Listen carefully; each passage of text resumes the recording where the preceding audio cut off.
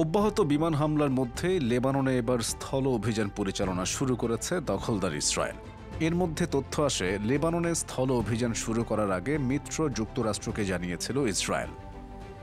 এরপর জানা যায়, লেবাননে ইসরায়েলি স্থল হামলাকে দৃশ্যত সমর্থন করেছে ইসরায়েলের প্রধান সহযোগিতাকারী মার্কিন যুক্তরাষ্ট্র। লেবাননে সোমবার রাত থেকে শুরু হওয়া স্থল হামলার পর সীমান্ত এলাকা থেকে হিজবুল্লাহর অবকাঠামো গুঁড়িয়ে দেয়া দরকার বলে অভিমত প্রকাশ করেছে ওয়াশিংটন। ইসরায়েলের অবশ্যই আত্মরক্ষার অধিকার আছে, আর যুক্তরাষ্ট্র তা সমর্থন করে বলে জানিয়েছেন মার্কিন প্রতিরক্ষা মন্ত্রী লয়েড অস্টিন। এক টুইটার বার্তায় তিনি যুক্তরাষ্ট্রের এই অবস্থানের কথা জানিয়েছেন।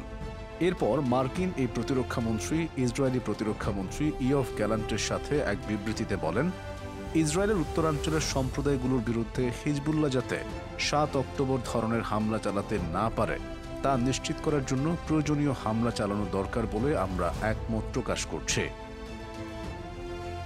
সোমবার দুই প্রতিরক্ষা মন্ত্রী তাদের বৈঠকে ইসরায়েলের সর্বশেষ সামরিক কার্যক্রম নিয়ে আলোচনা করেন।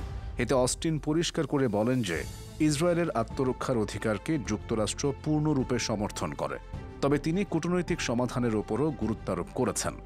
তিনি বলেন, সীমান্তের উভয় পারে বেসামরিক নাগরিকরা যাতে তাদের বাড়িঘরে ফিরে আসতে পারে তা নিশ্চিত করা দরকার। মার্কিন প্রতিরক্ষা মন্ত্রী আরও বলেন, যুক্তরাষ্ট্র তার নাগরিকদের রক্ষায় দৃঢ় প্রতিজ্ঞ।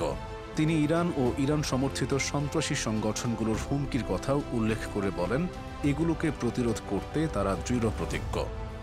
আবার অস্টিন ইরানকে সতর্ক করে এক্সে দেওয়া এক পোস্টে লিখেছেন, স্থল অভিযানের সময় যদি তারা ইসরায়েলের উপর সামরিক হামলা চালানোর চেষ্টা করে তাহলে পরিণতি হবে গুরুতর। তিনি আরও লিখেন, ইরান এবং ইরান সমর্থিত সন্ত্রাসী সংগঠনগুলোর হুমকির মুখে মার্কিন কর্মী, অংশীদার এবং মিত্রদের রক্ষা করার জন্য মার্কিন যুক্তরাষ্ট্র প্রস্তুত রয়েছে এবং যে কোনো উত্তেজনা ও সংঘাতের বৃদ্ধি যাতে না হয় তার জন্য তারা দৃঢ় প্রতিজ্ঞ। পেন্টাগন এর আগে বলেছিল তারা অনির্দিষ্ট সংখ্যক মার্কিন সেনা মোতায়েনের জন্য প্রস্তুত রাখার নির্দেশ দিয়েছে।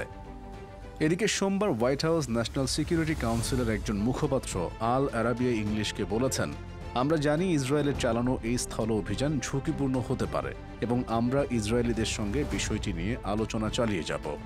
ইসরায়েল লেবানন সীমান্তে দীর্ঘস্থায়ী স্থিতিশীলতা এবং নিরাপত্তা অর্জনের একমাত্র উপায় কূটনৈতিক সমাধান।